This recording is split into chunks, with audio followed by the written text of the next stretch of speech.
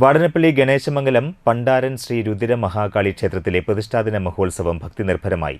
ഞായറാഴ്ച രാവിലെ മഹാഗണപതി ഹോമം, ഉഷപൂജ, കലശപൂജ, പ്രസന്നപൂജ, പ്രസാദഊട്ട് എന്നിവ നടത്തി. വൈകിട്ട് നിറമാല, ചുറ്റുവിളക്ക്, തുടർന്ന് വിഷ്ണുമായ ഉപദേവത കലശപൂജ, ഗുരുതിപൂജ എന്നിവയും ഉണ്ടായിരുന്നു.